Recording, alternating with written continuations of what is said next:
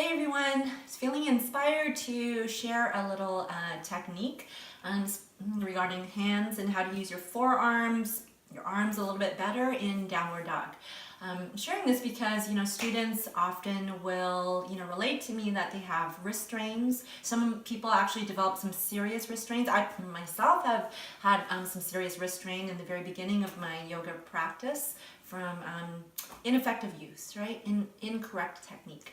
So in order to save wrists and shoulders, I just wanted to talk about how to use our hands a little bit better. Okay, so you can try this with me. So let's bring your arm out forward, and we'll start with the fingers straight and spread. We want that in downward dog, right?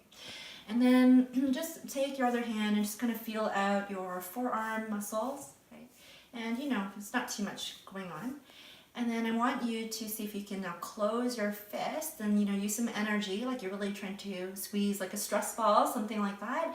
And you can feel, hopefully, right, how your forearm muscles are really engaged. Okay, so you can try that a few more times. You can like lengthen the fingers, right, and then squeeze. You can feel that again. Inhale, relax the fingers, not much happening, and exhale, squeeze. Okay, and so I'm not proposing that you do downward dog or chaturanga or weight-bearing yoga poses on your fists, right?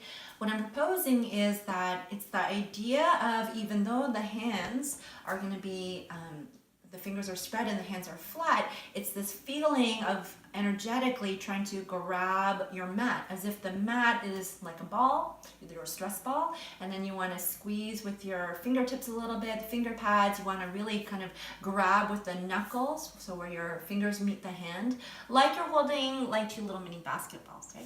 So maybe I can show you a little bit more in a close-up way.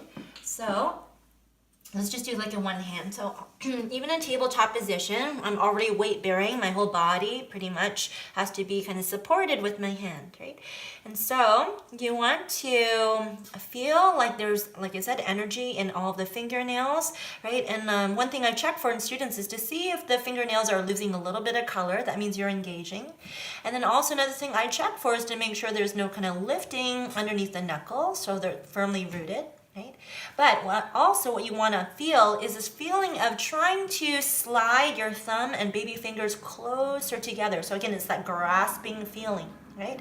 So notice here, I'm not saying to do this kind of thing. That's different. I'm saying to keep full contact, your entire hand in the mat. It's just how you're using, energetically grabbing the mat. And now I can really feel my forearms turning on.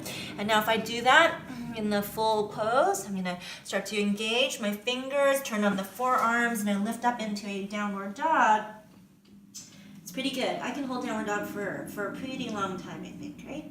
But if I did engage my hands and I just kind of let go of my fingers, and even though they're straight and I'm making full contact, right, it's like I start to feel over time there's like too much strain. All the pressure goes into the wrist creases, and I'm not able to access any kind of strength or energy in my arms. So essentially it's my wrists and then my shoulders, kind of holding my body up, right?